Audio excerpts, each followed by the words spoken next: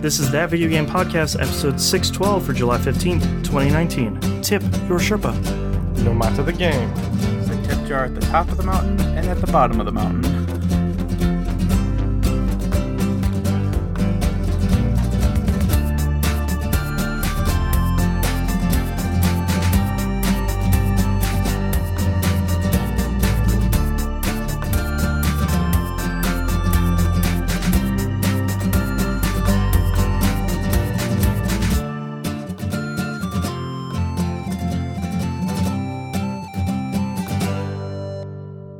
Welcome back to another episode of That Video Game Podcast. I'm your host, Boston. Joining me as always is Vampyr. Hello. And the Nymph. Hello. Last week, we did the latest ranking for We Rogue Like It. That's now available for patrons. Patreon.com/E1M1. The $5 a month tier is always the best value.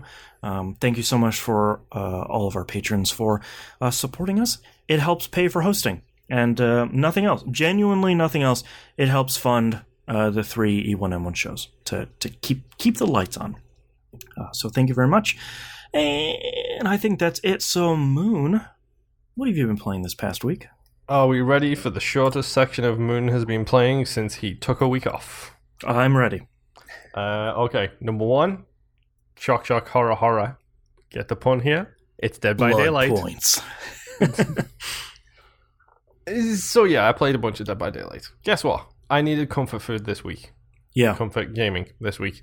So I played a poop ton of Dead by Daylight, and I encouraged friends of the show, Brain Eater and T-Bomb, to play the killer a little bit, just to see how the killer operates, just so that you can... Because to be honest, seeing it from the other side helps make you better at the opposite side. It's a bit like Left 4 Dead 2 is a prime example. If you know... playing as like a smoker where the smoker can be hiding, you know, as the survivor where to not run perfectly into his line of sight. Right. Like, oh, there's an edge coming up where as soon as we all drop down off that edge, we're screwed. We can't go back up. Right. So make sure you get pounced down that hole as quick as you can to make sure you don't get grabbed. So it's one of those things like you see how the killer plays, you see the field of view, you see the different skills, you understand how they play, so it makes you a better survivor, and being a good survivor makes you a better killer, and vice versa. Right. It turns out I literally introduced a bunch of killers to the game, because Rob has been playing nothing but killer basically this entire week, and... It got to the point where when we all... Because I think I've explained the blood points before, where you earn it as one character and you can spend it on whoever. Yeah. He is now spending his survivor blood points to evolve his killer. Aha, so he's deep. Yes, he is going down the rabbit hole really quick. Yeah. And he may be a fellow fan of the Legion, which... It's just one of the most underrated killers in the game. Like, you just don't see that's my boy. Used. And it's great. Yeah. The knife is so close to my heart. It is. Especially when you consider his special ability is called Deep Wound. It's kind of appropriate. Yeah. So, we played a whole bunch of that. I don't know how, but I didn't play it for a couple of days. I ended up with 3 dailies, and in 3 matches I did 3 dailies, so I'm perfectly happy with that. Nice. My favorite thing is my character in the game is David King. He's the intermediate survivor. He should be classified as hard as far as I'm concerned, but whatever. Back to back, I got 2 dailies, which was Escape with David King. Oh. He's the guy I have at the level cap, who I just need to play as to get rid of his items so I can... prestige him to the next level. Right. So I was like, that's fine. I'm just going to play a whole bunch of David. Then I realized I had 500,000 blood points and the cap is 1 million. Oh. So I was like, okay, I've still got 20,000 items I need to get rid of as David. So I'm just going to spend these on other people and then, when play as David some more to get them up. But honestly, right now, Dead by Daylight is just fun. I can see my achievement bars going up. I've got like 20 of them, which are all like 98%, 96%, 97%. Because unlike a lot of games, Dead by Daylight does a really good job of keeping that percentage tracker spot on with your current progress. So it feels like I'm getting to that point where the grind is coming to an end a little bit. Right. And those achievements are going to start slowly unlocking one by one. Like, I think I unlocked like over 4 days. It was like two on like Thursday, one on Friday, and then one on Saturday. It's like, this hasn't happened in a long time, so I know this is getting closer. Right. So we just played a whole bunch of Dead by Daylight, had fun. T-Bomb Rocks fell asleep, so that's fun. Great. At least this time he didn't snore. This isn't the first time he's done this. Sure. One time he was snoring like a freight train while we were in the middle of a party. It's so good. Not to... Hey, we've all done it. Not to shame T, because it's happened to the best of us. Yep. I've done it before myself. You just get relaxing, while you're queuing up for another round, and it's late, it's warm, stuff happens. You have a couple of bevs, next thing you know, you just doze off a little bit. That's fine. Yeah. And then suddenly you wake up when a knife gets plunged into your face. Freddy gets you. Yes. Yeah. But yeah, Dead by Daylight, I played a whole bunch of that. And my second and final game this week, because it's been one of those weeks. Yep. It's Astroneer. It's 100% Astroneer, because I am at the point in that game now where I have to get the credits. Because that game has credits, which is weird. Yeah. To get those credits, it's a bit of a task. Okay. There is an item on the tech tree that's the very, very last item on the tech tree, basically. It's the RTG, which is a power supply, which is basically the best power supply in the game. To get the thing that you need to unlock the thing to do the thing on the hardest planet in the game, I'm being deliberately vague just in case Nimp decides at some point he does want to play this game. I have it downloaded, I just haven't had a chance to do anything with it. Yeah. Yes. Plus you're getting the end game now, like you don't want to spoil it. It's honestly as soon as you've seen, because no, I'm not even going to say that. Right. But basically, the last planet, you have power requirements that you need to do a certain step in the process. Mm. And the last planet is like 30 power per unit, which this thing at the end of the tech tree gives 4. Oh, wow. So I may or may not be doing the grindy thing right now of just literally driving around the base planet, collecting dirt, using the soil centrifuge to turn the dirt into items that I need, so I can then turn those items down the tech tree, like 5 or 6 notches down the tech tree, to make this power unit, so I can get 8 of them to go to the hardest planet in the game, right? To do these steps that I need to do, because this is me, and I'm going to do it hardest to easiest. Right. Because I'm stupid. Basically. Well, and plus if you need a comfort food game, there's nothing better than I have one specific goal and it takes kind of a mindless thing to get there. So it's perfect to listen to some podcasts. Yeah, exactly. That's what I've been doing. I've been listening to podcasts. That was something I meant to talk about on the pre-show. A professional wrestler who I know you guys, actually I don't know about Nimp, but I know Boston's not a professional wrestling fan. It's the best gimmick ever. He doesn't want to wrestle. It's amazing. Go check it out. His name is Orange Cassidy. That's it. Go Google him. You will immediately understand his gimmick in 2 seconds of watching a match with him. Great. But like, I've been listening to podcasts. I've been sitting there mining away, getting the resources I need, exploring planets. Like, it's been exactly what I needed, because literally the music in it is super ambient. So that's fine if I just want to listen to that. If I don't, I pop a headphone in and I listen to a podcast about dumb stuff like movies or sports or Formula One. There's another thing we didn't talk about. Oh, man. Moon sent me another tweet about Mission Winnow's favorite energy drink, Rich Energy. It's so good. There's a lot of good replies to that too. Yeah, man. It's so good. I spent about a good 15-20 minutes reading all the... Yeah, I did too, and I was just sitting there like, this is so dumb, I love it. Yep. So, note to self, talk about that next week in the pre-show. Right. But yeah, I mean, I played a whole bunch of Astroneer, a little bit of phone games. Guess who's still playing Marvel Strike Force? Me. Guess who's slowly tapping away at that stupid Konami game? Me. Although, I think Mackie might have you beat when it comes to the percentage on that game because he is insane. Like, yeah, he really took over. One of my favorite authors, Rachel Aaron. She put out another book recently. There's like there's a series that I really liked. I just want to plug it. The first book is called Nice Dragons Finish Last. So obviously I was going to read that because that's a really great title. Those 5 books are incredible. She's writing a spin-off series that takes place like 20 years after that with new characters. Those are even better. So I devoured those 2 books this week at every time I could. So I didn't play too much Pixel Puzzle Collection. We might need to have an intervention on Mackie's behalf. Yeah. He might have a bit of a problem. Yeah. But the game's so good. I was going to say, at the rate he's going, he's going to be done with it here in about a month. Yeah. Yeah. Which is scary. Which is very scary. Yeah. Well, he'll find out what happens at 100%. Which, if it unlocks another 100%, that will be great. It resets your file. Yes. Who knows? Wink. Oh, wow. Well, yeah, unfortunately, that's all I've been playing because it was a comfort gaming kind of week for me. Yeah. How about you, Nimp? So mine's not that much longer because I was stupid busy this week. My son and I played Rocket League this week. Yeah. The first time I had played it in a long time. Yeah.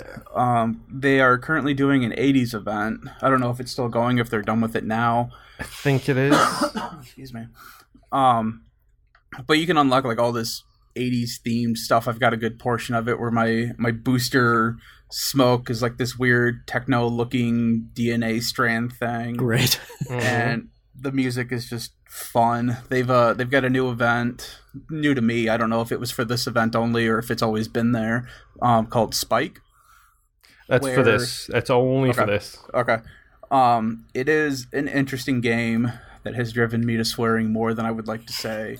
Because what happens is you start out, your cars are normal. As soon as someone hits the ball at the start, all your cars develop spikes, everybody on the field. So the next time somebody touches the ball sticks to you. Mm-hmm. Which is a different mechanic, and it's interesting. Yeah, there is. I can't remember the name of the mode. It might be Rumble, where basically you get items in the game, and it's like consumable items. Like you hit X, you get a big tornado around you. The spikes are one of those items in Rumble, but they're considered super OP for Rumble because it's like literally you activate them, the ball sticks to you, you drive into the goal. Oh, okay. But they've changed it in this event where, and I don't know if it's the same in Rumble, but I know that they changed it so that you can take less hits. So pretty much as soon as anyone hits you when you have the ball, you blow up. Oh, wow. That kind of sucks. You don't have boost as soon as you have the ball. You just completely lose your boost, so you're just driving. That's cool. You can throw it when you jump up in the air. I think it's the right stick. You can wiggle the right stick, and you can fling the ball in a direction. I could not get that to work for anything. So this, I mean, it's 80s themed. This kind of has to be inspired by Top Gun, right? Spikes, probably, spiky hair, volleyball on the beach, you know? Yeah. It was interesting. And they had the old school arena, which I'd never played on before. I don't know if that was part of this event or not either, but it's basically just goalposts, but instead of them being in the wall, they're actually on the field. Yeah. So you could drive behind the goals as opposed to the normal courses. And it looked all rusted out and stuff like that too, so it looked pretty sweet. Yeah, it's like an ice hockey rink where the goals sit forwards and it's behind. Yep. That's cool. So that was pretty fun. My son and I played quite a bit of that. Like I said, there was a lot just of before you moved. When you're playing Rocket League, there's always swearing. What do you think of the event currency that you get for that? Because that is a touch of absolute madman genius to me. The cassette tapes? Yep. Great. It's like literally cassette tapes have got like Rocket League and like handwritten notes on it of what's on it. That's so good. It's so good. I can't think of what it's called, and I don't know if I can explain it properly, but it basically looks like a setting sun where you've got this yellow ball that slowly, color fade changes into red and all this stuff, and it's got the lines through it. If you think like the old Pepsi. Oh yeah, like the 80s style where it's like, yeah. So I have those as hubcaps for my car now. Oh, that's so cool. And I also have that designed for my title card and all that. So they went pretty in depth. League. Yeah, it's still a great game. I still don't know what I'm doing, but I've managed to play it. I've almost got the platinum trophy for the game. Oh, nice. All I have to do is it's basically at this point just keep playing to eventually get the last, I think it was like 3 that I needed. Yeah. Right. Is one of them take like 535 shots by any chance? No. I already have that one apparently. No, it's like I know one of them is I have to make 20 saves, and the other one is I have to drive like 30 kilometers or something like that. Mm-hmm. So it's all just, you just keep playing and you'll eventually get them. But I still have the issue where it's like I can't just gauge how the ball's going to react. Every time I think I know how much higher this ball's going to bounce or when it's going to impact, I still miss it. But like the narrowest of margins, and that's when I get so ticked off. It's like, I know I hit that stupid thing. Yeah. But it's still a fun game. It's it's nothing against them. I just suck at playing it because I haven't played it in forever. Right. So the next game that I played was VIII. I'm still doing a lot of exploring with this one. Nothing major's happened yet, but the big news that I have for it is that I bought the PS4 version of the game because it has more content in it. This was the game that I imported from Germany. Because they were the only place that I could find that did not want the PS4 version for $60 still or higher. Oh, yikes. And they offered free shipping. Hey. Which, rub against Amazon, this thing shipped from Germany in a cardboard sleeve, and the disc was still sitting in properly. Yes. Victory. So, I booted that up. There's still, I didn't know about it with the PS4 version, but the PS4 and the Switch version had issues with DLC. To the point that the free DLC had to get pulled, at least from the Switch version, for a while. Oh, okay. I don't know if they ever put it back up, but it was basically causing game crashes and stuff like that. But I know that the PS4 was having issues, and when I put it in and downloaded all the free DLC, they're not showing up in my game. I get an error. So I'm guessing it's still an issue, because at first I thought maybe it was because I imported it, and it is technically Region 2. But no, looking everything up online, it's still an issue. Off and on, it just hasn't been fixed. Oh, it's a known shippable. Yes. Yep. So, but I mean, it's nice to play the game up on the screen. There are definitely, like, the graphics are improved on the PS4 version, not like drastically or anything, but I can see the difference between the Vita version and the PS4 version. And it's nice to have an actual controller to play it in, because I love the Vita, but after a while, having your head looking down the entire time, it just doesn't cramping your out. hands. Yeah, exactly.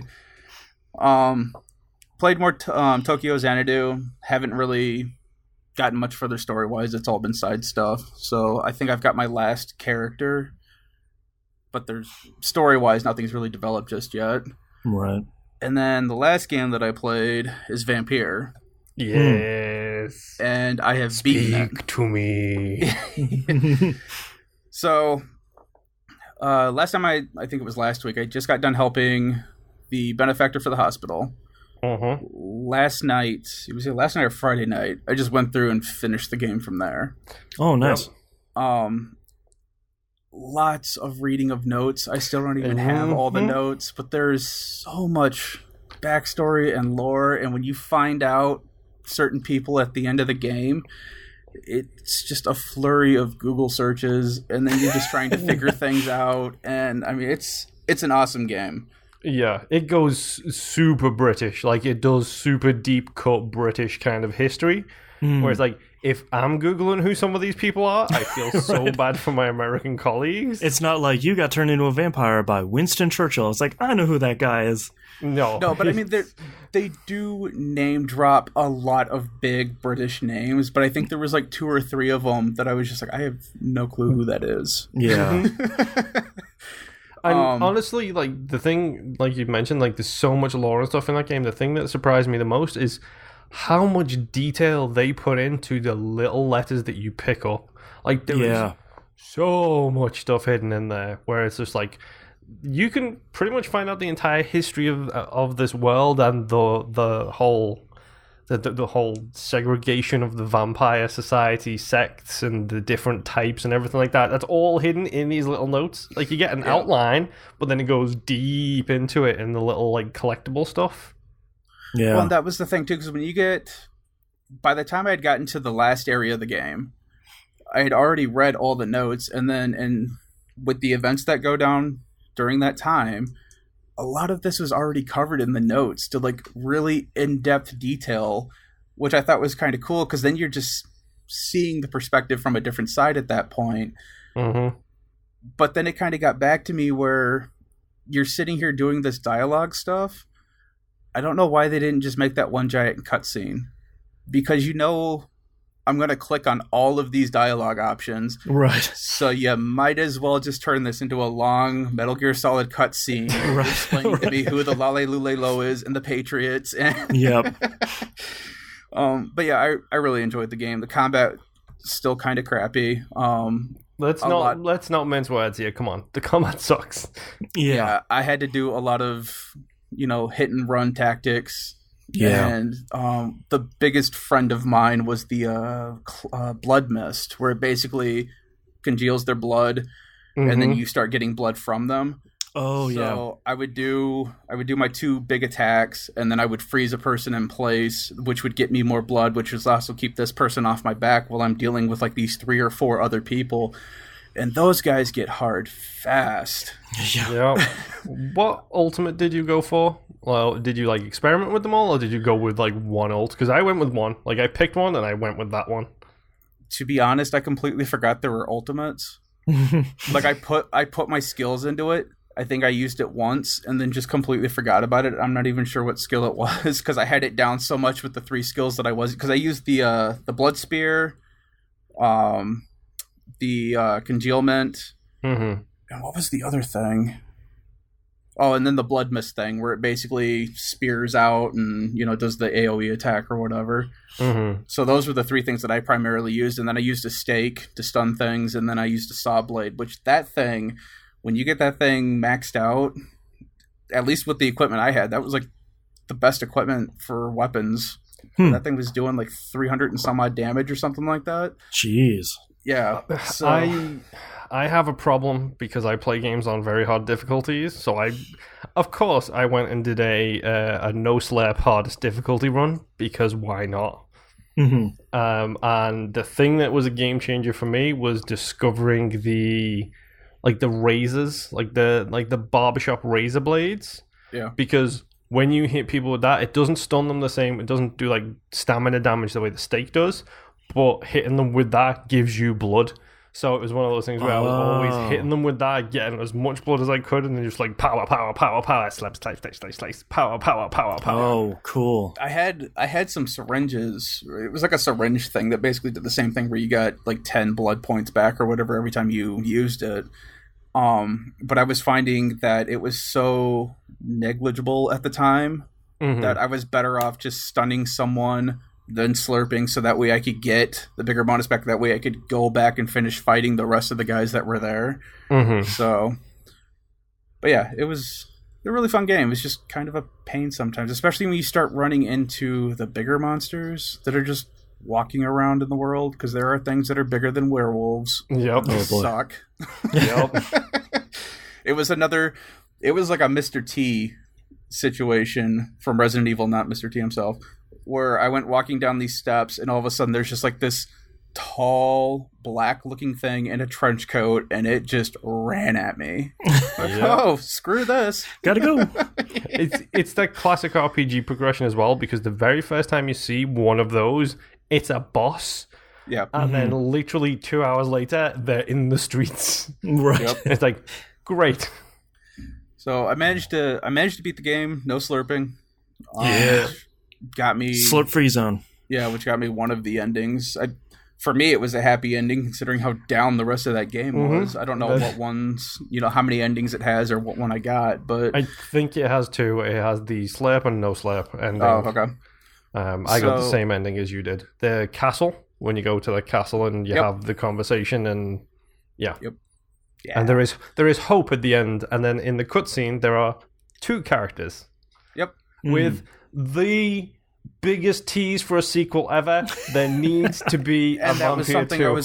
That was something I was gonna bring up. Is I would enjoy a sequel from this game, especially with how that game led off with the ending that I got. I don't know if the other ending ends in the general same way or not, but I would be really interested. And I would, just because it's a vampire game, I would like to see a leap in time. I mean, I wouldn't, if it's the same timeline, that's fine. But because it's a vampire game, it doesn't have to be modern, but at least 30, 40 years later, maybe. Yeah. Or go crazy and show me what 1,000 years looks like from there. Whatever. Sure. Cyberpunk 2077. Yeah, exactly. But that cutscene is... I'm trying to think of games that have done that sequel tease better. Darksiders. Darksiders is number one on the list. Darksiders is one where you're like, yeah, that's awesome. Oh, no, it's the end. Like, Darksiders is probably number one on the list. For me, Vampyr is right there at number 2 because it's like, Alan Wake, maybe? give me that game right now, please. Right. Yeah. And fix the combat. Yes. Yes. Or just don't have it, because I would have been completely fine if the game didn't have combat in it. Yeah. A visual novel Vampyr. Yeah. And it didn't even have to be visual novel, but it's like there's so many different things that you're doing that towards the end of the game, combat just became a pain where I was spending more time just running away from stuff because I just wanted to get to the next thing so I could see what was going to happen or what was going on. Just make it an adventure game. Yeah. Yeah. But yeah, so that's all I've been playing. I played some more Super Mario Maker 2. I moved my Switch down into the living room, so I will now be able to play more Switch stuff. I have it sort of set in my entertainment stand so my kid will stop stealing it while I'm playing it, which has always been a challenge. I did more of the go as far as you can mode that I never remember the name of. I definitely do not want to see another Mario Kart level again in that game because they are all terrible. Basically, you'll start a level and a Koopa Troopa is in a Mario Kart car, and you stomp on them, you hop in the car, and you do a level. They're all terrible. They are all the worst. My favorite thing about this is how those levels have co-opted the tags. Because there are very limited tags in the game from what I understand. One of them is auto, as in auto runner, as in you load the level and it takes care of itself. Yep. Auto is a synonym for car. So people have just been using the tag auto for every car level that they make. Yep. Yeah, those levels are bad. I still really like Mario Maker 2. I really need to buy a capacitive stylus so that I can make... I have a level idea I'd like to make. Like I'd like to make a vertical Boo house that sort of relies on a lot of those bouncy donut things. I think that as a concept sounds sort of fun.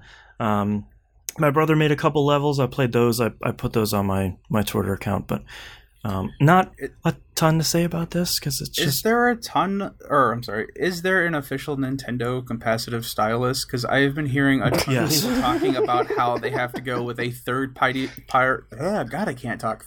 stylus. So, and I know Giant Bomb brought it up too because they're all basically buying the same type of stylus that one of them found by accident. So what happened was, yes, there is. Yes, it was a pre-order item in everywhere except for the U.S.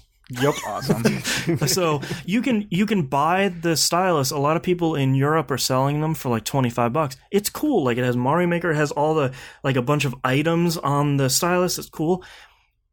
But that's a lot for a capacitive stylus when you can buy one for $5. And I would be more than willing to spend the money on that cool Mario Maker one if the Switch had a little space to put a stylus in it, like the DS did in the Wii U.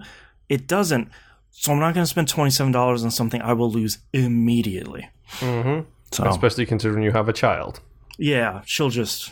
Next thing you know, it's in her mouth, and then it's just... We'll just get you one of those ball tethers for the bank pens. Yeah, exactly. Stick it to the back of your sweat.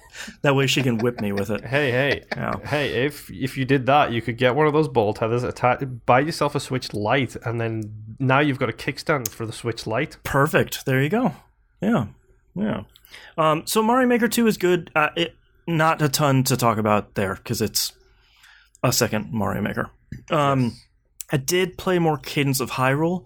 I have been trying it on the non-rhythm mode, I don't remember what that option is called. That works really well. I think for me, it makes the game too easy, but that's because I'm used to Crypta the Necrodancer. So compared to Crypt, Cadence of Hyrule is really easy, and then sort of turn that off. It almost makes it into like a turn-based strategy game, which is really cool. But if anyone is worried about the rhythm part about it, because they're not good at rhythm, and I've seen that from a lot of people on Twitter, you can totally turn it off, and it turns into like a classic roguelike where you move and the enemies move at the same time.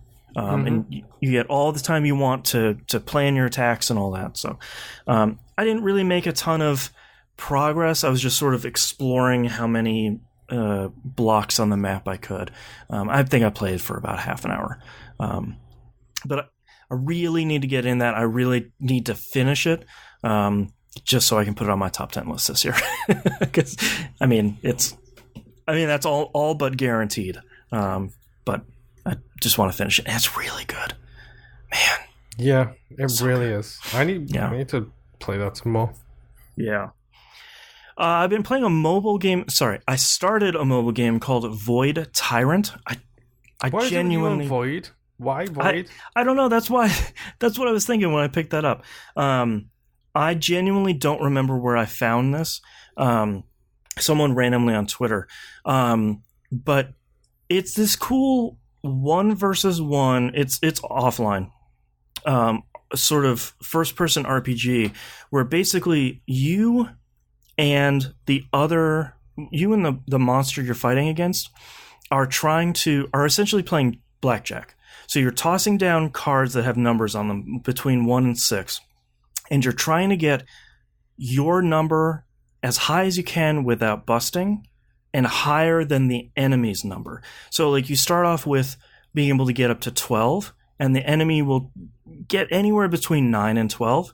So if you toss down 10 and your enemy tosses down 7, and you both sort of tap out and you say, okay, I'm good, you'll then attack 3 times because your number was 3 higher than your enemy. Okay.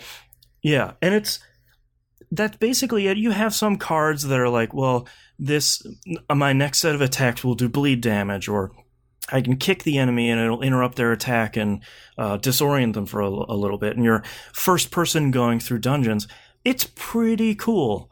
I think I've played maybe 2 hours of it, and it sort of has like a Slay the Spire sort of branching path towards the levels you're playing. They're saying that I can build the town, which I haven't run into really yet. I know that's my real weak. I have to figure out if I'm going to tap out before that or if I'm just going to go all the way in. Hashtag predictable Boston plays a town building game. I didn't even know you could build the town before I picked it up, just to be clear. But that's VIII Tyrant. That seems cool, and so far it doesn't really seem annoying about the in-app purchases, and it's free, so that's a plus. But I do block ads at the router level in my house, so it could be riddled with ads and I just won't see them. So of course. Yeah. Speaking of the Switch, I finally started a Gato Roboto. This is the 1-bit Metrovania. So if anyone doesn't know the definition of 1-bit, it's like minute, it's black and white. And they use sort of grayscale beyond that, but it is the only 2 colors present are black and white. And you are your pilot has crashed on the surface of the planet and he is stuck in his spaceship, so his cat is the one that needs to go explore the dungeon, and very quickly you find a robot suit that perfectly fits a cat, and now it's a Metrovania game where you're a cat in a robot suit. Yep. It's really clever though, because you're pretty frequently juggling being in the suit and then getting out of the suit and exploring really tight spaces and swimming underwater as a cat, and then getting back in your suit and sort of exploring somewhere else, or like unlocking something with the cat and going back and then sort of navigating around the thing you were previously unlocked. So the first upgrade I have is a missile shot, which like blows up some debris in the environment. And unlike Metroid, you don't have a set number of missiles. You just have like an overheat meter. So if you just dump a bunch of missiles, you overheat and you won't be able to shoot them. So far it seems great, and it seems self-aware that the very premise is really crazy. Cool. It is Devolver Digital. No, I haven't found that yet. It is Devolver Digital published, so you sort of know the level of quality and kind of the level of weirdness you're going to run into. But so far it seems really great. I don't really have any complaints about it. It seems pretty great, so I'm looking forward to sticking with that. I played a bunch more Zelda Breath of the Wild because I also needed a comfort food game. Yes, Breath of the Wild. Yeah, I finally remembered the armor set that I like early in the game is from the armor shop in Kakariko. Which one? Is it the hero's armor? Is it the Hylian armor? The Hylian armor with like the hood and like the red and green and blue. Mm-hmm. I like that one, so I bought that whole set. Did you? So you definitely bought the pants. Yeah. Yes. Yeah. Okay, so you didn't make the same mistake I did, where I had no pants. Mm-hmm. Yeah. No, I bought the hood, the body armor, and the pants. I finally remembered. Go sell monster parts that don't say rare in them because you can get those really easily. Mm-hmm. So I did that. I bought all of that, and I woke up the first great fairy that's right outside Kakariko. So I've upgraded one of my armor pieces from that set, and she reminded me that, hey, if you wear a compatible set that is all upgraded to level 2, it might have an armor bonus on it, like a set bonus. I was like, oh, right, yeah. So I remember why I don't ride the horse in Zelda Breath of the Wild, because I really hate how it controls. It's not great, but if you're just running down a path to get from A to B, you can literally put her on the path, hit A couple of times, and walk away, and the horse follows the path. Well, that's why every time Moon was like, oh, you guys need to use the horse. It's like, I used the horse long enough to get Epona, and that was the last time I used a horse. If I wasn't running, flying, or climbing, I wasn't doing it. I have started the quest to go get the saddle and whatever, like the ancient horse equipment. Ancient saddle and the ancient harness. Yes. So I've started that. I have found the rumor, and it said, all right, you need to go to this place. It's like where there's a special tree in this woods and where a horse gathers near a lake. And it's like, okay, cool. I got that early enough. I will find it. I looked it up, and some wiki was like, oh yeah, it's just in this place on the map and this place on the map. And it's like, I've only done 2 towers, so I don't know where those are. I'm doing my best to not look anything up for that game. So like when I found that stuff, it was like, one of them was very clearly it's something to do with horses. Oh, hold on a minute. Like, this place on the map is literally called blank blank horse blank. It's like, well, gee, I wonder if it's there. The Lake of the Spirit. Yeah, it's like the Lake of the Spirit Horse. It's like, that's probably it. Mm-hmm. I did the Zora stuff to get into the Zora Kingdom, and that is just... Enjoy those lightning arrows. That is just a slog. I forgot how unbearably long that path is. From like those 4 or 5 Zora people that are like, hey, by the way, Sidon's looking for you. Why don't you come on over to Zora? It's like, I know, I'm going. I'm going there. Just chill out. This is where Gaden hates you people. Right, like just leave me alone for 2 seconds. I see him over there. I'm gonna go see him. And then I forgot that pathway is horribly long to get to the kingdom, Super windy. And it's raining. So like the number of shortcuts you can take are fairly small. I did take a couple where like you jump off this place and sort of glide down past a bunch of enemies, but that part is still rough. And thankfully when you get in there, you find a shrine and then you can fast travel back there, which still really weird. You can't fast travel to a location, but you can fast travel to a shrine, which will work, but I forgot how weird that is. Go ahead.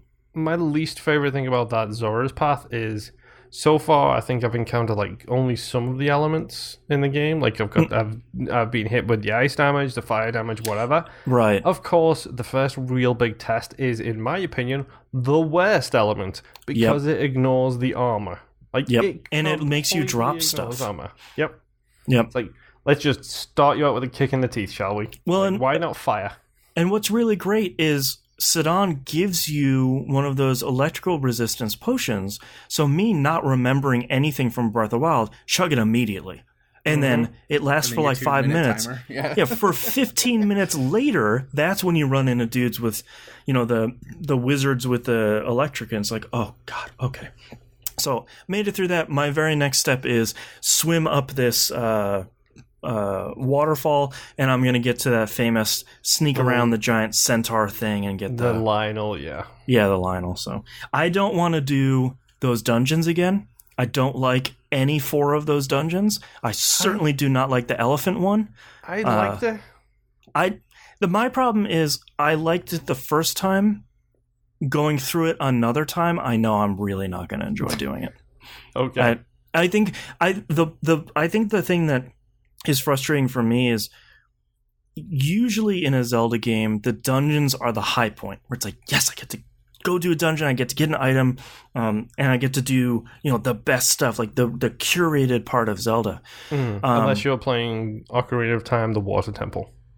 Yes, that is, until they put it on 3DS, that was a miserable experience. And I like how they changed that up with, what was the 3DS one where you turn into a painting? A Link Between Worlds? Between Worlds, yeah. Yeah, that was cool because you didn't need anything to finish a dungeon, really, or like you could do them all out of order because you could buy and rent all the items. The ones in Breath of the Wild are fine, but man, that map sucks. Like, you have a 3-dimensional beast you're in that is both very tall and very deep, and you have good puzzles that are in them, but they're like a little bit too complex, where it's like, I need to go to this place to change the angle of the water coming out of the trunk to then wash myself to this other place to do this thing to then switch it. And it's just like, okay. You're doing Witness-style puzzles with this small Zelda map, and it's not right. working. And then you find out that you can manipulate the terrain with the map in certain dungeons. Right. It really throws you for a loop. Yeah, God, that took me so long. And I think part of what I would enjoy about those dungeons is if there were no enemies or really nothing that could kill you in the dungeon. It was just a pure puzzle, and then you fight a boss at the end. I'd be okay with that, but putting on top of it like deadly spikes and enemies that are shooting at you, it all doesn't come together. And that's a bummer because literally everything else in the game is incredible. Like, I ran across my first dragon. I totally forgot those are in the game. Like, I got a couple more Korok seeds. I'm clearing out shrines and stuff, like all that stuff, and just walking through that world and playing that game is really great. And on the other side, I feel like the divine beasts are just such a low point, but there's only 4 of them, so except for that stupid flying one, Jesus.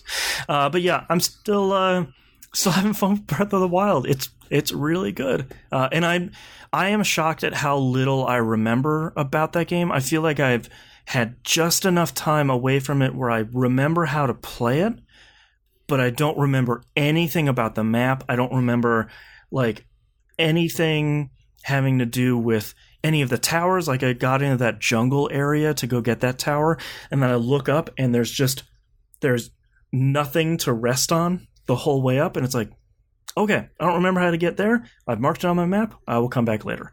Yep. But I did remember next to it, there was like a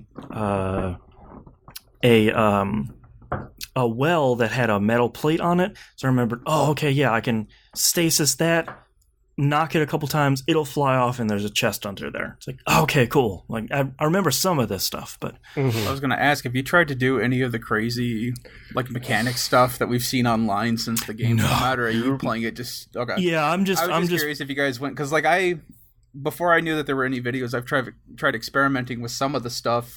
Yeah. Because it's in the game and it worked, and it was always one of those, it's like, well, I wonder if I can do this. I'm like, holy crap, that actually worked. Right, I'm flying on a rock. Yeah, and then you watch some of these YouTube videos of people playing this game, and it's like, geez, you can do a lot in this game.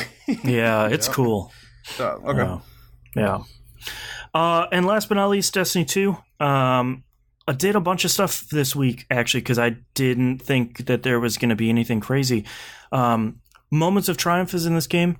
For anyone that doesn't play Destiny, Moments of Triumph is sort of like the celebration that another year of Destiny is coming to a close. Usually it's Moments of Triumph and Solstice of Heroes are kind of the two events that happen. Solstice comes out in about 2 weeks.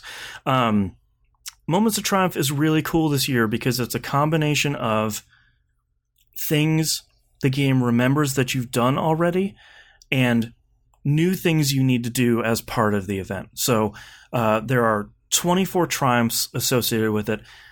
When I first fired it up, I had done 14 already, and the majority of the rest of them are things I need to do now that it was all like stuff I've been doing throughout the year. It wasn't stuff I grinded for over the past week. But now the other side is, do 50 bounties, complete 10 weekly challenges, like normal stuff you're going to do throughout the week. The two ones that I really needed to do were run Crown of Sorrow, the new raid, and then run Scourge of the Past, which is the previous raid, the one that came out with Forsaken. So I ran Scourge of the Past this week with the Sherpa I really liked. I hit him up and I was like, hey, Moments of Triumph, I'm sure everyone's hitting you up. Are you going to run either one of these raids soon? And he hit me up probably a couple hours later. I was like, hey, do you want to do Scourge of the Past today? I was like, hell yeah, I do. I finally have a day off. That'd be great. When do you want to start? And he goes, like, literally right now. It's like, all right, let's move my PS4 up to the office. Let's do this. Log in, let's go. Yeah, we did terribly. All six of us. But did you make it is the question. We did. Way about 2 hours longer than it should have taken us. It doesn't matter how long it takes to get there, as long as the finish line is reached. We got the W. Tip your Sherpa. Yeah, exactly. We all six of us were playing terribly, myself included. Like it just there's no two ways about it. We were forgetting what the cardinal directions were. Like the first area, you have a map and you're killing enemies and like taking these charges to different areas. The building with the rabbit on it is north, and I could not remember that for the life of me. Run over run over run. So it was a lot of dumb stuff like that. But we did finish. I didn't really get any cool loot, which is fine. We did beat the final boss, which is the Fallen made a giant robot, which you fight this giant like mech robot, and it's really great. So they did the Mass Effect 2 ending? No, it's like it's almost like a put together Jaeger from Pacific Rim. Like it's like one of those bipedal robots where it's made out of scrap and like other enemies. It was really cool. So that was a cool raid. I still have to do Crown of Sorrow sometime in like the next 6 weeks. And that raid is hard. So I'm looking forward to that in a weird way because I like when raids are difficult, but I'm not sure how we're going to do. I mean, we'll win, but you're going to need to improve your game based on what you're talking about, like for the last one. Yeah, I need to have my A game for that one. Like I can't be coming in like a scrub like I did yesterday. But well, that's kind of the problem that I have with some of the Destiny ones too. It's great that they're long, but after a while the game just becomes a test of endurance Yeah. And it's like, all right, we started this thing on a Friday at 5 p.m. It is now 5 a.m. on a Saturday. Yeah. And we cannot beat this last boss because we're all tired. Well, we know if we drop out, at least at the time, we'd have to redo the whole thing again. Yeah, and the good thing is, since Destiny 1, the raids reset weekly. So, like, you can very much, we've hit a checkpoint, let's go to bed, and we'll all try with the same team. The nice part about a lot of these raids now is they have made each encounter more difficult, but they've made fewer encounters in a raid. So, like, Scourge of the Past has 3 encounters and a Sparrow race. The Sparrow race is surprisingly hard. But dude, have you played any of the last levels on any of the Halo games that Bungie have ever produced? Yeah, I mean, they all control terribly. But, like, the encounters themselves are not super complicated. It's just, you know, when you're learning it for the first time, it's like, all right, we made it a little bit farther. All right, we've got the mechanics now. We just got to execute them, do as much damage as we can, and then we got it. So same with Crown of Sorrow. There's like it's very much like Vault of Glass. There's one mechanic it teaches you at the beginning, and it sort of evolves that mechanic over the next couple of fights in a really cool way. So I'm looking forward to doing that whenever I have Saturday free sometime. But lastly, and really quickly, they put in something called the Tribute Hall or Hall of Tributes. I don't remember. This seemed like something that wasn't really going to be that interesting, and it turned out to be something that's really cool and unexpected. Basically, the boss of the very first raid, Leviathan, when you beat him in the raid, he then sort of gets infatuated with you. He's like, you're my favorite Earthling, you're my favorite Guardian, like, you are the strongest person. I want you to be part of my team because you're the coolest, you're the strongest. And so the Cupid from Arrow? Sure, that's not a reference I know. Okay, it's another archer who the Arrow defeats, who idolizes him and then wants to basically be his significant other.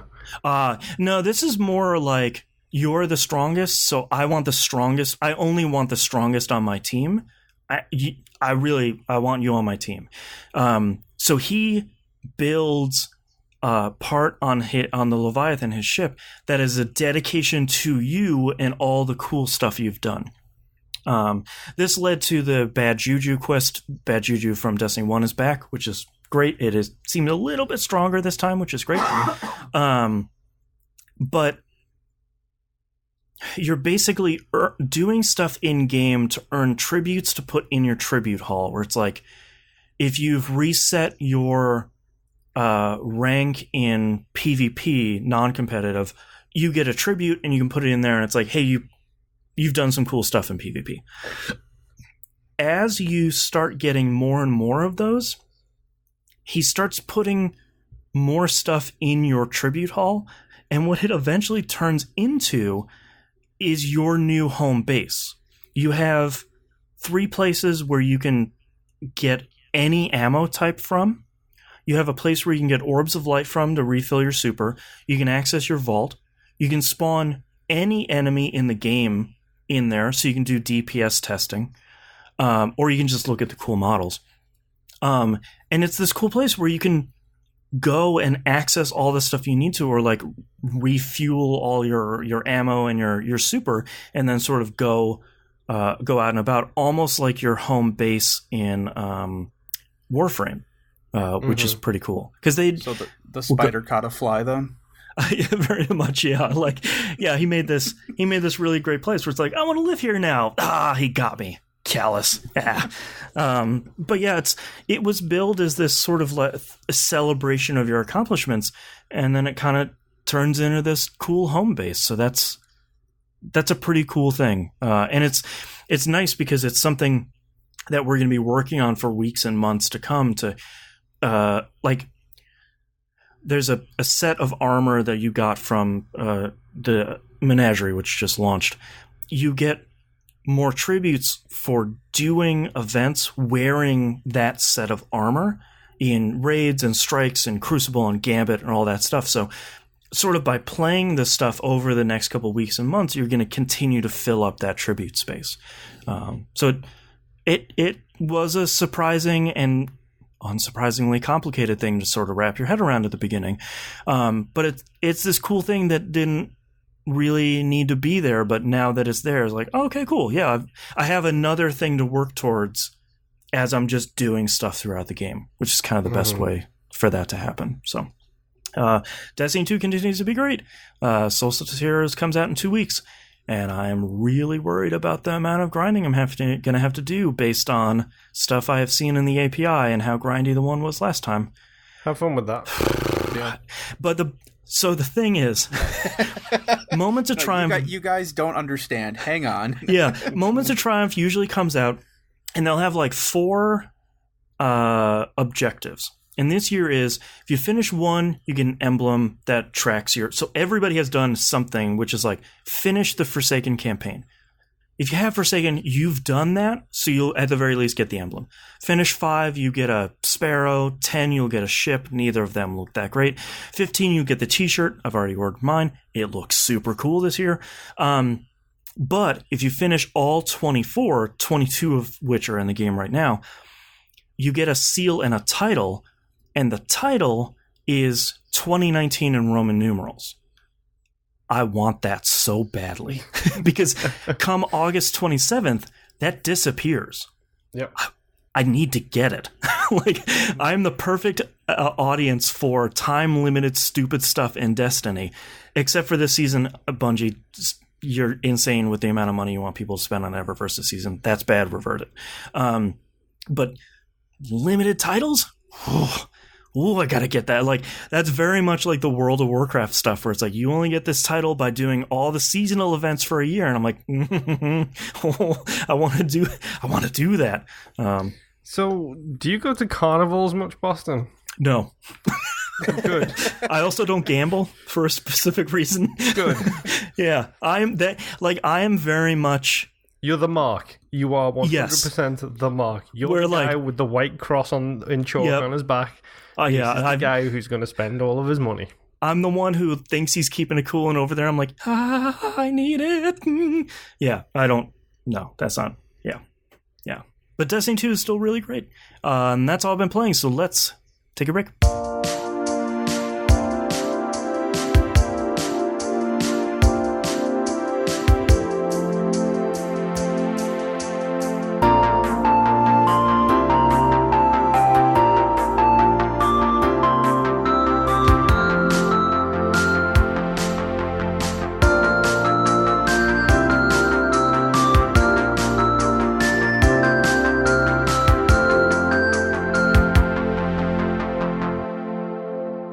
Let's talk U.S. release for the week of July 15th, 2019. Marvel Ultimate Alliance 3, The Black Order, comes out on the Switch on the 19th. And that's it. I'm going to have to buy another Pro Controller. Yeah, I'm really interested to see how this game is received, because everything I've seen from it looks like it's another Ultimate Alliance. And I think you modernize that a little bit, and I think that seems like a no-brainer on the Switch, but I'm curious to see if it is executed as well. I'll say Ultimate Alliance 2 was really good. The first one was rough, because my son and I played that one last year, and we finished Ultimate Alliance 2 this year. And Ultimate Alliance had a lot of quality of life stuff thrown in there, which made the game a lot easier to play. Because basically in the first one, if you were not playing something that could regenerate health, you were SOL. Yeah, very much. Until you got, certain equipment that then made you overpowered, and you were basically just walking through the game. Right. But, like, for the second game, I walked around as Cable just shooting things, and my son walked around playing as Deadpool the entire time because he loves Deadpool. Yeah. So there you go. But yeah, we're perfect combo. Looking forward to this. Yeah. Let's talk about news stories. First one up is that the NES games on Switch are going to get a rewind feature this month on the 17th when the next batch of NES games gets released. Basically, you hold ZL and ZR, and a bunch of snapshots will pop up, and you can kind of scroll backwards and forwards through the last probably minute or two, it looks like, from the video, and then sort of pick right up from before you sent Mario down that bottomless pit accidentally. So they've updated the emulator firmware built into the Switch to the latest version. Yes. Yep. Yeah, and it supports something that the PC emulator supported in 1997. Mm-hmm. But I think it's cool. I think that's really great I think the important thing with classic games like this is making sure that the amount of friction for new players is at its lowest. And I think someone just jumping down a pit accidentally and having at the end of a level and having to start the whole thing back over is usually like, I'm done. Never mind. But being able to just rewind 15 seconds and then try it again, I think that's pretty great. Yeah. Next news story, the non-story of the week. This is mostly to clear up a misconception. Gears 5 will not feature smoking in it. I know that sounds really weird, but the original news story was that the Truth Initiative, if you're not in the U.S., Truth Initiative has been running for like 20-something years and saying, like, this is the generation that ends smoking. You'll see how that's been going.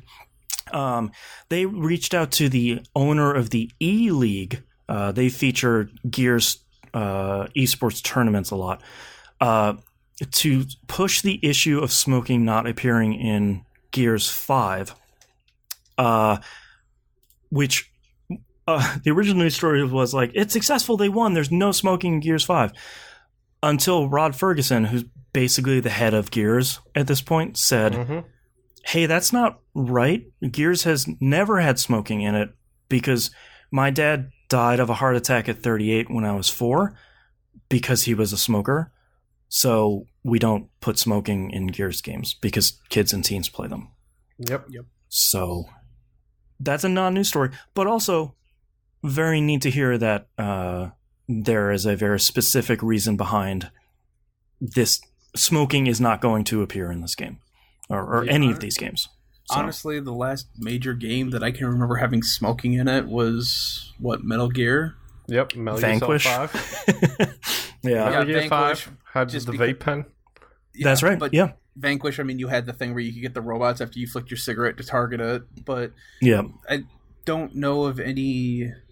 Granted, I'm not on top of all the newer video games, but I don't know of any newer games that have smoking in it so much anymore that aren't like HD releases or not a lot of AAA games. Yeah. Doesn't Barrett chomp on a big fat cigar in Final Fantasy VII?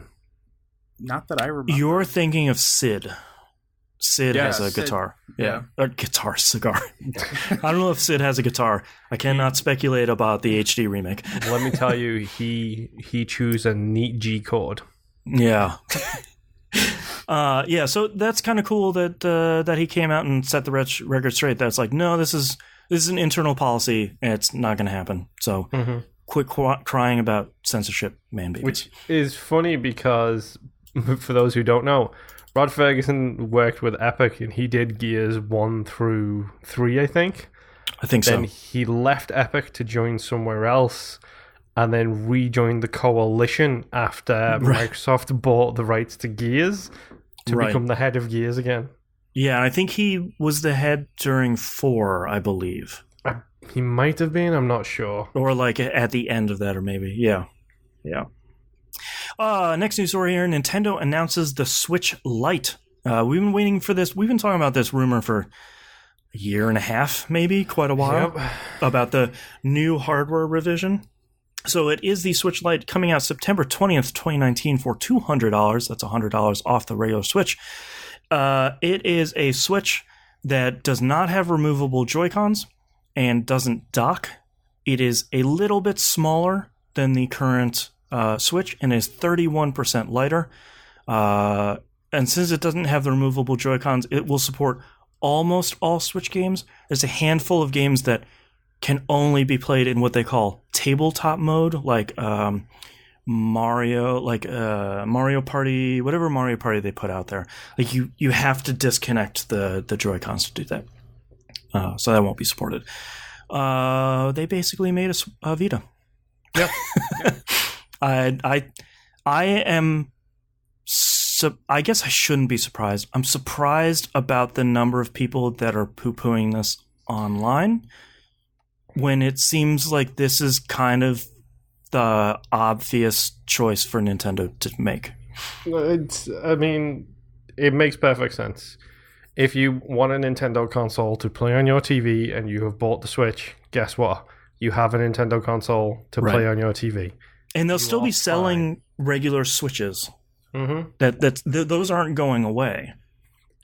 And it makes sense too, in that Nintendo has talked about in the past how they're just kind of slowing down on the 3DS, not sales wise, but just them as a company support wise. Yeah. So it would make sense that the next portable would be the other portable console that they have. Well, and Nintendo has been saying in investor calls, saying, look, we will stop heavily supporting the 3DS when we can put multiple Switches in one home.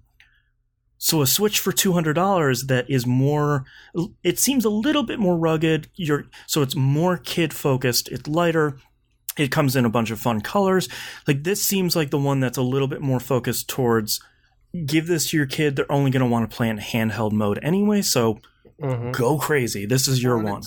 It's about, because our 3DS is still $199, or are they generally at $150 now? I think they're $199, yeah. Okay, so it's generally the same price point. It would be nice if they said, oh yeah, and you can play your 3DS games on here without having to use the eShop. But right. No, Nintendo 2DS XLs are $150. Okay. So, yeah, it's a Switch you're getting something that's more powerful than a 3DS. And I think you're getting the thing that your kids are going to want anyway. Like, if you get them a 3DS, they go, it doesn't play Fortnite. Like, this isn't the one I wanted, but you get them and $200 is not going to break the bank for Christmas time, and Fortnite is free. So here's your new console. Yeah. I think that's smart. Let's not forget to address the most important issue in regards to the Switch Lite. And top of the barrel, number one issue with the Switch Lite. Okay. It has a D-pad on it. Thank you. Yes, that's not the stupid buttons. Yeah, that is a really good point. And I know someone is already saying, like, well, you can buy a third party. It's like, I know, but it doesn't have the gyroscope. It doesn't have rumble. Like, I get it. Having a true D-pad in there, I think one of my concerns is, I hope the reliability of Joy-Cons over the Switch's lifespan has been less than Nintendo perfect. Usually the hardware comes out and it's perfect and it's rugged. You can drive a tank over it and the thing is still going to play, Tetris 99. I feel like the Joy-Con reliability has been a little bit low. I'm hoping that with all of that built in and all of it on the same board, I'm going to assume internally that reliability stuff goes away. Yeah.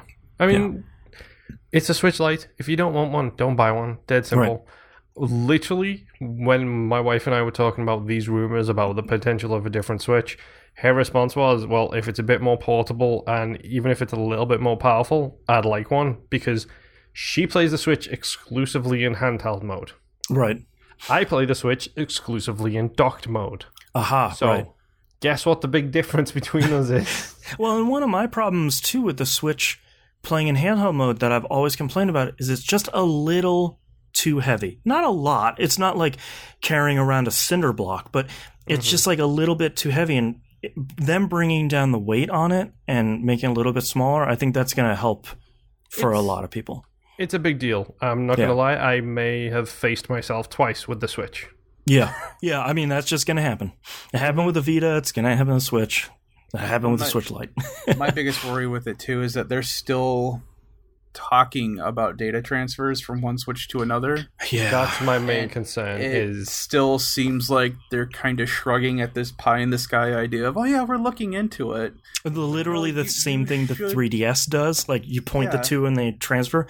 The part that's been frustrating to me about this transfer is, like, you can sign into a Nintendo account on multiple devices and download the games that you have that you own. That works today.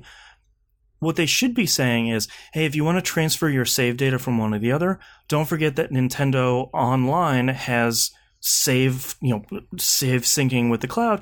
Sync that stuff to the cloud, re-download it on your other one, and you're good to go. But every time someone asks them about this, like, yeah, we're still working on, we're working on a transfer. It's like, I use the system you already have to just bring it over. Yeah.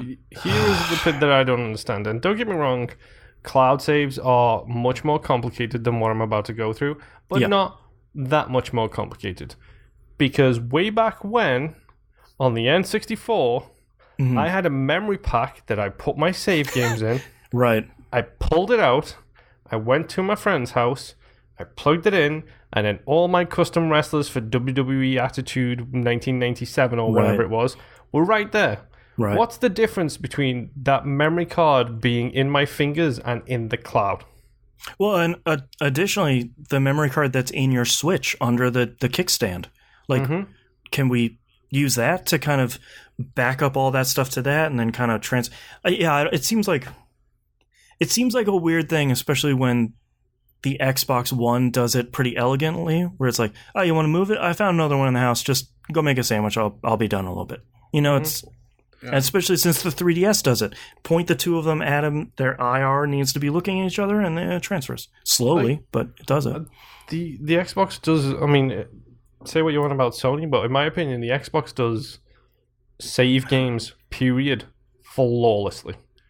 I can jump over, you shut up with your problems, you're weird.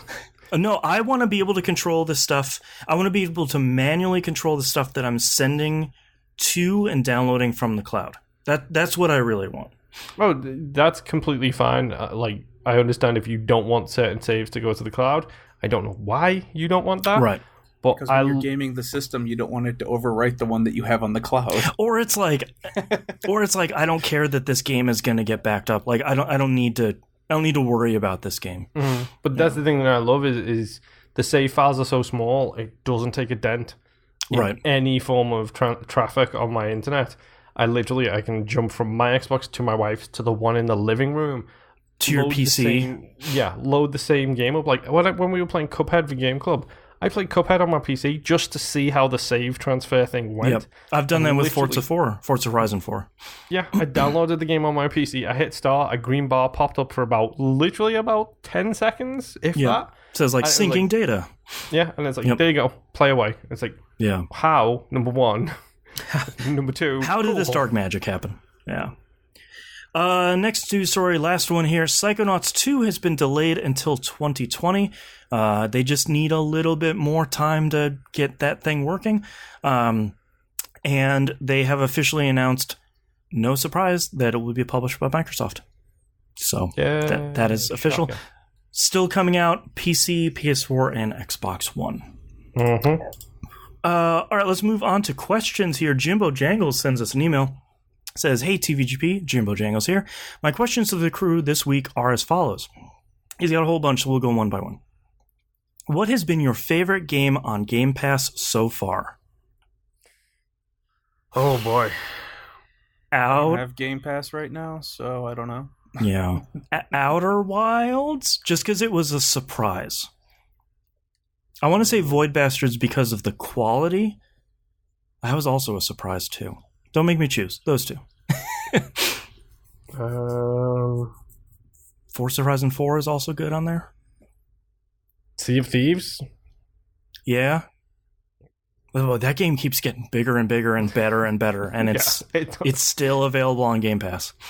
I mean, the biggest surprise to me for Game Pass is, as long as Microsoft release 2 games a year, Game Pass pays for itself. Right. Because especially like first party games, like Gears 5 will be on there day and date. It's like, okay, cool. That's why I got it was for Forza Horizon 4. Yeah, this year's Forza, this year's Gears, the Outer Worlds, whatever they put, like as long as they put out two games a year, that pays for my Game Pass essentially for that year. Yep.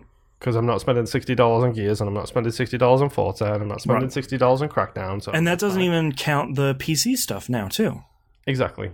Yeah. I mean, no, I'm going to have to go same basically the same as you. Void Bastards was an incredible thing, yo.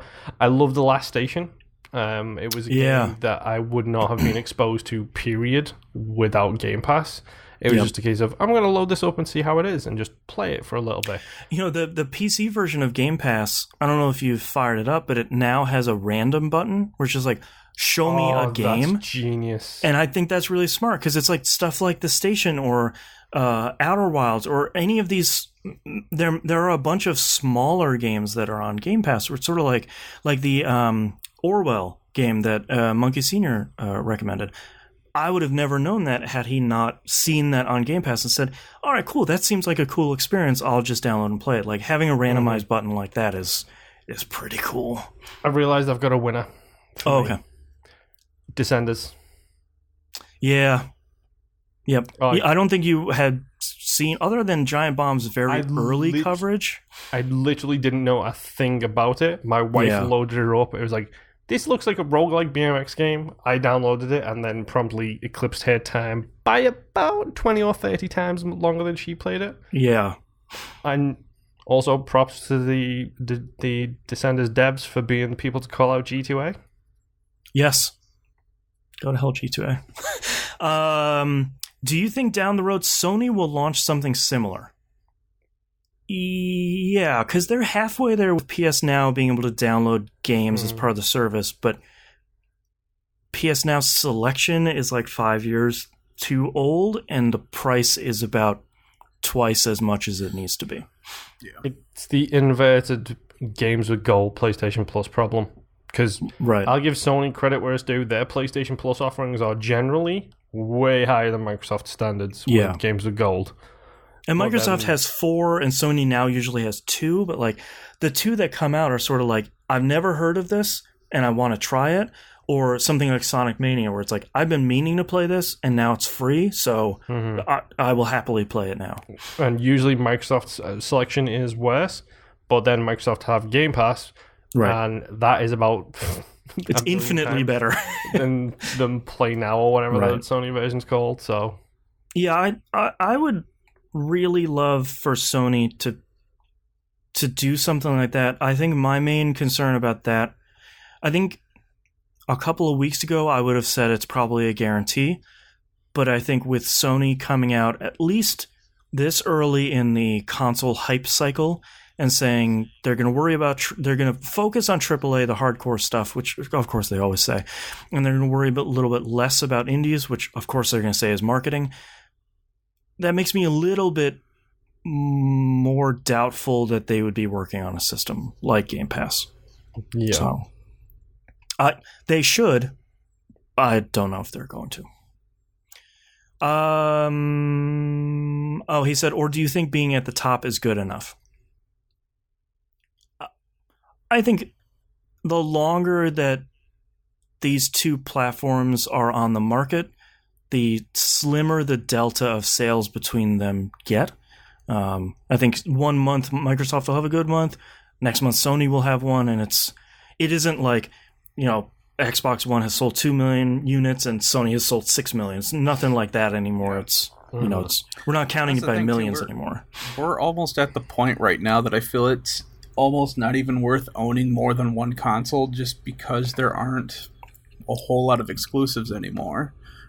Where the reason I own a PlayStation is just because of all the JRPGs. Right. Pretty much anything outside of that, though, I could get on the Xbox or the PlayStation. There's only a handful of games here and there every year where it's like, okay, this is only on the Xbox or this is only on the PlayStation. That's stuff like Spider-Man. You can take like Spider-Man as a must-own, a must-play on PS4. Days Gone is a good game that got a bad rap, but maybe that's not a must-play. There you sort of, Gears 5 is a must-play on Xbox One, but, Outer Wilds is really great, but not everyone's going to want to check that out. So, yeah, I don't know. And, I mean, to be honest, we're a little over a year from the next set of consoles, maybe a year and 2 or 3 months. So, at this point, I don't think either platform owner is going to shake things up very significantly. No, unless it's Project X Cloud. Honestly, in general, it's the same thing that happens every console generation, which is by the end of the generation, the consoles reach parity, both usually in features, quality notwithstanding, and usually by sales. Yep. Everyone, pretty much anybody who's a video game player will tell you that not this generation, but last generation was the 360's generation. Yes. By the end of that generation, the consoles were in parity sales-wise. Yeah. Like, they were PS3 caught up. They sold the same number of units by the end, and guess what? The PlayStation 3 had the same features by the end that the Xbox 360 did. It had the party chat, it had, you know, the trophies, it had all of the stuff that the 360 kind of innovated. And now we'll see the exact same thing. Like, Microsoft, the Xbox now has achievement rarity in it, which it didn't have when this generation launched, but the PlayStation did. Right. It's like, you get to the end where PSN might still be dog poop, but Microsoft might have the better side of that thing. But then Sony, like, in my opinion, Sony has the better exclusives. As rare as it is, like, you only get 1 or 2 a year these days, like Nimp was saying. Right. I rate Spider-Man, God of War, Last of Us higher than I rate Sea of Thieves, Crackdown, and things like that. Forza Horizon 4, yeah. Right. But saying that, Sea of Thieves is still getting played to this day. I would love to hop in and play some Sea of Thieves. Right. I don't and want like to go Destiny, back and play God of War. You know, Rainbow Six Siege style, they've stuck with it and they've really turned that ship around. Well, and to be fair, they just released another update for Spider-Man, which gave out, I think it was 2 new costumes again. Yeah, from the new movie. Yeah, I love that. I think that's cool, where it's like, hey man, this new movie came out, you can play those suits in the game. I'm like, yeah, that's cool.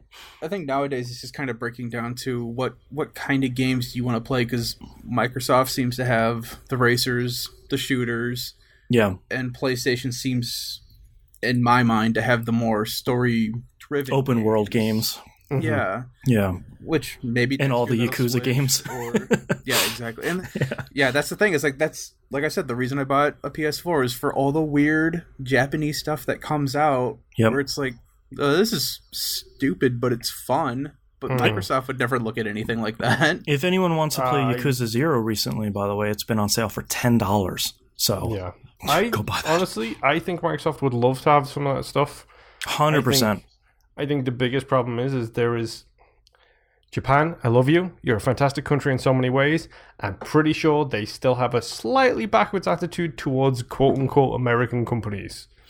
Yeah, and I mean, the Xbox platform has never gotten inroads in Japan, no matter what Microsoft tries to do, for probably 5 million reasons. But, you know, I think when you look at a studio like the ones who make Yakuza, the juice isn't worth the squeeze there to bring it to Xbox One. I think it is. Because I think it is too, but I think they're looking at the Japanese market primarily and an ever-growing Western market that I think when you see Square Enix bringing Nier Automata to Xbox One, I think that wakes up some other Japanese companies saying like, oh, okay, I guess there is a market for Japanese games, RPGs, weird stuff to start widening that opening. I'm hoping like Nier Automata is a great example.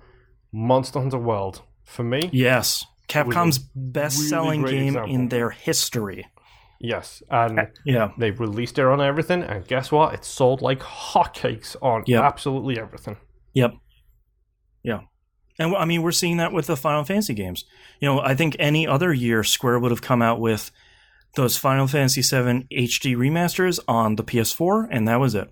But PC, PS4, Xbox One, Switch, I think that's a pretty clear indication from them that all of these platforms are important to us, at the very least in aggregate, for us to bring this stuff to all the platforms. So, T-Bomb Rocks in Discord says, I was speaking to a friend and told him how pumped I was for Mario Ultimate Alliance 3 after I realized my mistake had me thinking, why has Mario never been featured in an action RPG? I think at this point you can fit Mario and his crew into any game genre. Well, let me tell you about Super Mario Galaxy, the best action RPG of all time. No, I'm just kidding. Honestly, until until this year, I would have said, because Nintendo are too stingy with their IPs. Right. But now you've got Cadence, and now you've got Mario Cross Rabbids. Like, these are Nintendo dipping their toes into the possibilities if they loosen the leash a little bit.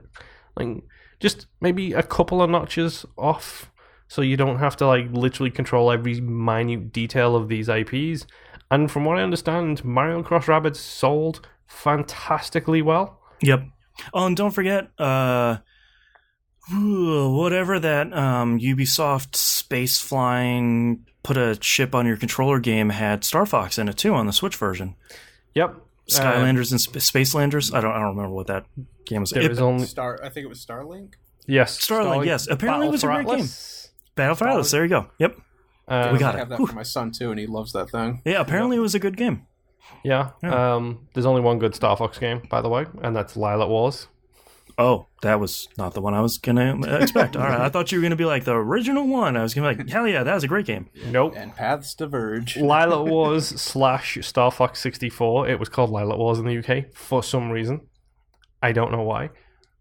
Dude, I don't Lilac remember. Wars is a roguelike run-based game. Yeah, what a weird game. Yeah. Yeah, I think it has been interesting to see ever since they became BFFs with Ubisoft and Mario plus Rabbids Kingdom Battle came out, and everyone was like, this is a dumb idea. Ooh, oops, it's actually a really great XCOM game with Mario and Rabbids in it. And Cadence is the same. Cadence is like, this I think works. that's the next step where like those Cellar Door games, I think their name is? No. Cellar Door is Rogue Legacy. Whatever developers are behind Necrodance, they were like, hey, can we, for the Switch version, can we put Link in the game? And Nintendo's like, I have an idea for you. And I think for Nintendo to provide that idea is it's a game changer. Yeah, like it's a huge leap for this 120-year-old company that is, like you said, historically very overprotective about their IPs. So here is my question. Sure. Mario, action RPG, whatever type of game you want to make, SRPG, JRPG, whatever, who develops it for you? Who's your ideal developer for a Mario RPG? Be that action, strategy, whatever. Sure. I think that's interesting because we've had a traditional RPG with Mario that was Super Mario RPG on the Super NES. That was developed by Square Enix, and that, like Chrono Trigger, that was like a dream team of developers on that one. And then we have Mario plus Rabbids for the SRPG. Minish Cap is kind of an action like Zelda game. Yeah. And that's Capcom, which is shocking. That is Capcom. So I was actually just thinking of having Capcom do it and then get this weird Devil May Cry Mario RPG game. I was almost thinking of like a Mario Diablo game. But I don't know who would develop. Well, you got the perfect class as well for that, because if you choose like the Mario Crusader version, he can just spin in circles with his fireballs. That's right. Who would I want to do that? I feel like picking Blizzard would be the wrong and obvious choice. How about the guys who did Torchlight? That's a great choice. They make great games. Well, no, they're closed, actually. How about My Dream? Yeah. Nipponichi, Disgaea, Cross, Mario. That'd be great. Lahal with Mario in the same world is about as opposite sides of the fence as you could get. Instead of hopping into items and doing item world, you're hopping into paintings from Mario 64. I don't know how much Nintendo would like Mario running around with an overlord. with Etna specifically. Etna is the problem, yes. Yeah. Nintendo would be like, look, a lot of the other characters are fine. Mid-boss, he's great. Flan, cool. Etna maybe can sit on the bench for this one. That would be the one time I would drop my foot and cry censorship. Yeah. Yes. She decided to go on a separate adventure with the Prinnies. But imagine the interactions you would get between Prinnies and Toads. Yeah. I was thinking Prinnies and Koopas, where you just have Etna just throwing a bunch of those all over the place. Oh, that'd be great. That'd be a great game. Oh, I'd want to see that game. T-Bomb Rocks also asks, after thinking about the details of the next Watch Dogs game, has me thinking, you recruit any NPC and level them up separately. If they die, that's it. You must start over with a new recruit. Would you consider this a roguelike game? Roguelite, yes. Yeah. Maybe? It's interesting because from the trailers they've been showing, it appears that the world stays persistent. So obviously you're not starting the game back over when Handgun Granny passes away. But it will be interesting if there's a limit to that, where it's like, I killed 500 people in modern day London and the game's over because that's all the NPCs I could recruit. I want to say, wouldn't that be part of the rogue type genre where, you don't start completely over world-wise. Right. It depends. You're starting back from scratch. Yeah, it depends. For some roguelites will do world starting over, some will do... Like, we're playing Void Bastards right now on We Roguelike It, and that very much is your prisoner dies, another one gets rehydrated, you start from where you ended up. Yeah, your character resets, but your equipment doesn't. Right, and the world doesn't, yeah. Mm-hmm. So, really quick on Watch Dogs Legion, screw hit record, don't do spec work. That's all I have to say about that. I forgot to put it in the news stories this week. Yes, Joseph Gordon-Levitt, please stop. Don't get in hit record. Don't do spec work in general, and they are not going to pay you for the stuff that gets in the game. And even if they do, it's not going to be anywhere near the amount that you deserve. Right. Don't work for exposure. Don't do spec work. Yep. If anyone's interested, we won't get into it here, but look up what spec work is and why it's a really bad deal. But listen to the artists that have done spec work and have gotten screwed. But yes, go to hell, hit record. Yeah, I guess this is probably the first Watch Dogs that has roguelike elements in it. I might go that far, but we'll have to see when it comes out, because obviously I'm a fan of the series. So, are we going to add this onto the list? I don't. I'll see when I pick it up, but maybe, I don't know. It seems like a much. I think this is gonna be harder for We Roguelike It when bigger and bigger games start coming out that are basically roguelikes. Like Void Bastards is kind of a big game that's a roguelike. It's not just quote unquote indie games anymore. Mm-hmm. So it'll be really interesting. Honestly, kind of the way I view the Watch Dogs thing is I view them as lives. Not literal lives, because you are losing a life. But like Mario lives. Game lives, yeah. Yeah. Angel Eye in Discord says, I find I'll play a lot of games for 30 minutes to an hour and set them aside without being hooked. But when I return, I realize had I just played a little longer, I would have struggled to put them down. Have you had this happen before? And how far away from that hook do you usually find yourself? Well, usually I go in the basement with the killer. I feel like I know how much time I have to play, and I feel like I can see that hook coming from a little bit a ways away. I'm like, I have to save this now and sort of tap out of here because I don't have 3 hours to sit down and play this right now. And like my half hour is up, and that's as much as I can play right now. Well, I had brought it up with Yakuza last week or the week before, where I had saved at chapter 5 because it wasn't hooking me, let it sit for a couple months, and then restarted it, and then I just proceeded to beat the game. You're like, oh, yeah, it's starting to get good. All right. Yeah. I mean, for me, usually it's either a mechanics thing or it's a story thing. So Yakuza is a great example. You get to a certain moment, and all of a sudden you're in. 100% you're in. And the only reason you turn it off is because you have to go to bed, because otherwise you're not going to make it to work the next day. Right. Or mechanically, it's just something that clicks immediately, which Astroneer is a prime example of that for me. Like, I love Minecraft, I love Elite, I love all these like survival / collection / resource management games. So then all of a sudden I load up Astroneer and it's like, oh no, this is 100% for me. That hook is like within the first 2 seconds, it's in, and I'm done. You can see how far the rabbit hole goes down immediately, and you're like, oh no. It's like as soon as you mention building a town with Boston. Right, and I'm just like, all right, bring it on in. Let's do this. Well, that's like, I can't play Elite Dangerous because I know as soon as I turn it on, it's 10 hours down the drain. Yeah, that's all this is what I played this week is going to be. Right. Your day upon day is like, I'm getting back in the cockpit. Yeah, and then there's other games that I don't...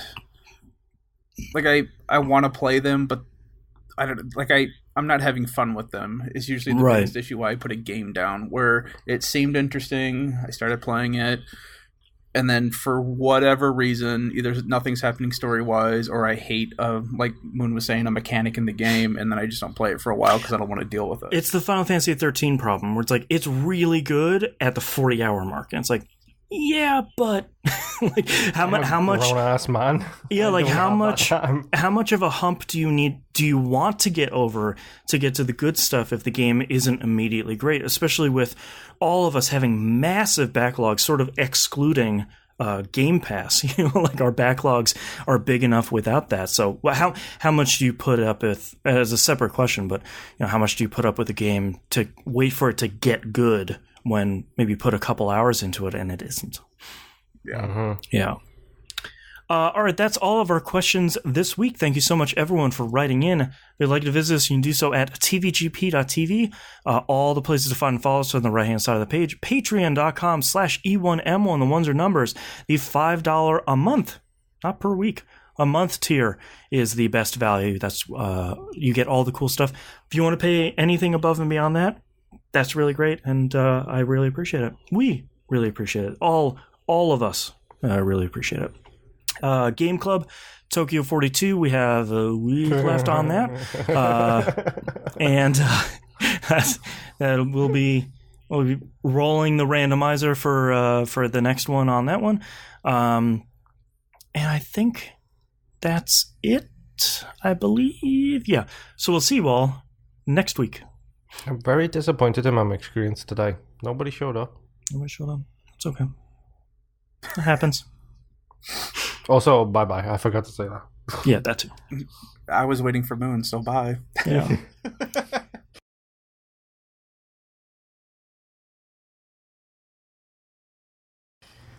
Nimp, hit me with those titles. All right. First title I have is Shock Horror. Introduced a bunch of killers. Escaped with David King. Note to self. Nice dragons finish last. It's a great book. Mario Kart levels all suck. Oh god, they do.